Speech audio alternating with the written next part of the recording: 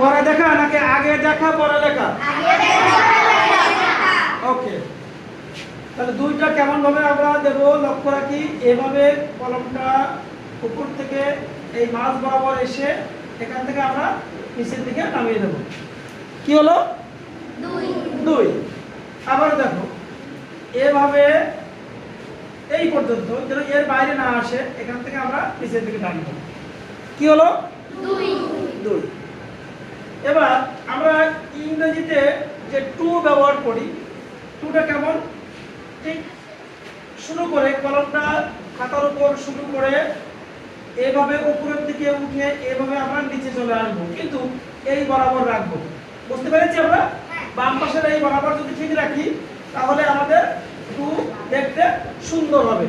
তাহলে দেখো তো, বাংলা 2 আর ইংরেজিতে 2 অনেক পার্থক্য।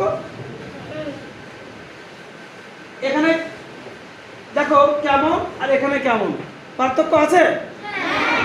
এখন এইখানে আমরা বলছি পার্থক্য আছে, কিন্তু আমরা যখন লিখি তখন কিন্তু আমরা 2 কে 2 এর মতো দিই, আবার 2 কে 2 এর মতো করে দিচ্ছি। তো এই যে ভুলটা আজকে আমরা সঠিক করে শিখবো ক্লাসে। একটি বক্স আকারে লিখে আমি তোমাকে দেখাচ্ছি কিভাবে 2 দিতে হয়। মনে করো একটি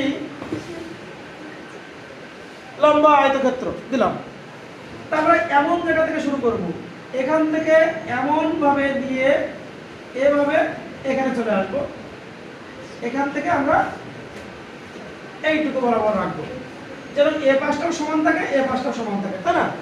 এবার আমাদের বক্স নেই, আমরা হোয়াইট পেজে লিখবো, তাই তো?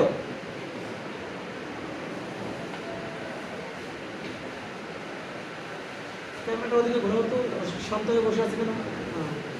একদম অ্যাটেনশন থাকবে। এইভাবে আমরা টুটা লিখব, এভাবে। হ্যাঁ, টুটা আমরা হোয়াইট পেজে লিখলাম। এবার আমরা সাধারণত ভুল করি খ বর্ণ, ব্যঞ্জন বর্ণের দ্বিতীয় অক্ষর কি? খ।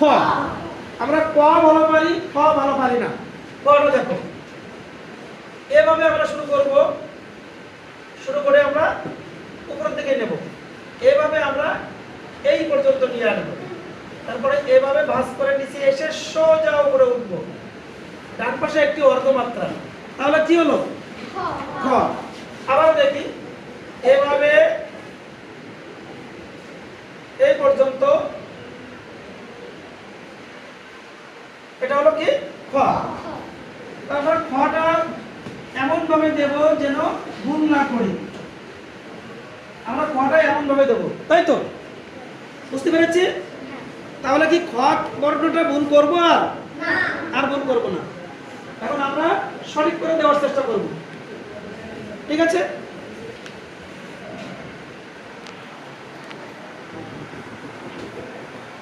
এবার লেখা শুরু করো। 2 3 বার, 2 3 বার এবং খ 3 বার লেখা শুরু। ধারাবাহিকভাবে খাতার সুশৃঙ্খল পরিচ্ছন্ন করে লেখা শুরু করবে।